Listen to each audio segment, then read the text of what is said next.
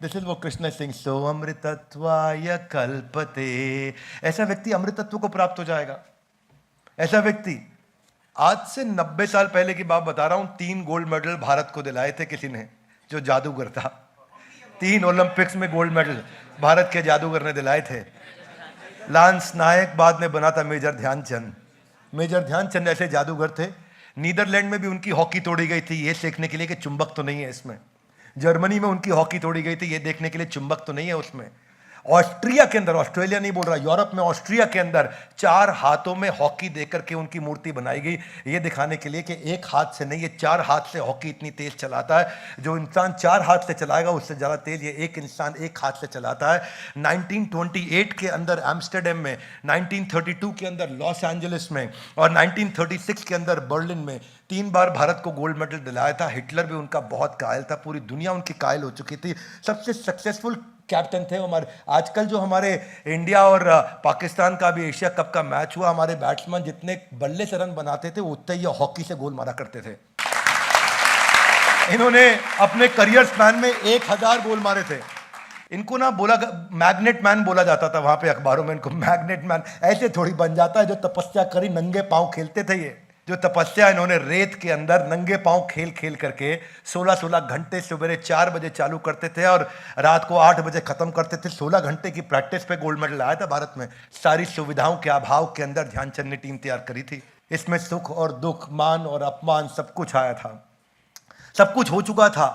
और आज वो जो खेल रत्न अवार्ड है, वो मेजर ध्यानचंद खेल रत्न अवार्ड हो चुका है। उनके देहांत के 40 साल के बाद भी प्रधानमंत्री आज उन्हें याद करते हैं, हम उन्हें यहाँ याद कर रहे हैं। ये कृष्ण कह रहे हैं कि जब आप सुख दुख मान अपमान को सह लोगे तो आपको ये रिजल्ट मिलता है, सो अमृतत्वाय कल्पते।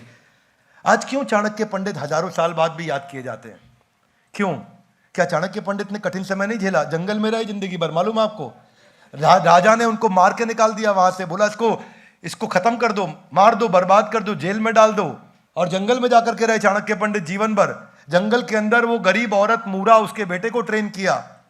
आगे चल के जब आर्मी ट्रेन करी उन्होंने, तो आर्मी किसकी? आदिवासी लोगों की आर्मी ट्रेन करी, जिन्होंने जिंदगी में कभी हथियार नहीं उठाया था। उनके साथ लड़े थे और 3 बार लड़ाई में हार गए थे। और क्या क्या टेक्निक्स और ट्रिक्स और स्ट्रैटेजी, कितनी बार फेल होने के बाद जाकर के नंदा डायनेस्टी को उन्होंने समाप्त किया था। ये सम सुखम धीरम, हाथ आगे लाई, समान सुख और दुख में। मेरा यही मानना है कि अगर आपको भगवत गीता समझ में आने लग गई ना, तो आप तंग नहीं होंगे, इंटरनली बहुत पावरफुल हो जाएंगे।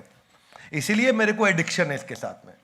इतना पावरफुल हो जाएंगे कि आप बोलेंगे अपने आप बाउंस बैक होगा, अपने आप। Every setback you will be able to bounce back, you will never go and sit back, you will only every time bounce back. इसीलिए मैं बोलता हूं, भगवत गीता की इतनी तारीफ करता हूं।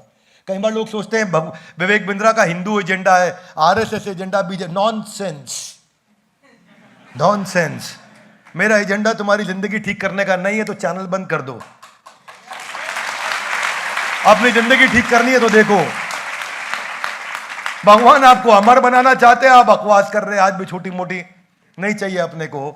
हम यहाँ पे कोई व्यूअर गेन करने नहीं आए भैया आपसे, हम आपको वो निस्वार्थ भावना से ज्ञान देना चाहते हैं। कुछ बेचने नहीं आए, सबको फ्री में देना चाहते हैं ये भगवत गीता का ज्ञान, ताकि लोग अपने जीवन को पावरफुल बनाए। भारत को सोने की चिड़िया तभी बनाया था जिस समय भगवत गीता थी और लोग पढ़ते थे। अब पढ़ना बंद हो गया तो आज भारत सोने की चिड़िया नहीं रही। और उसी भारत को वापस सोने की चिड़िया बनाने के लिए हम भगवत गीता लोगों के हाथों में पहुंचाना चाहते हैं।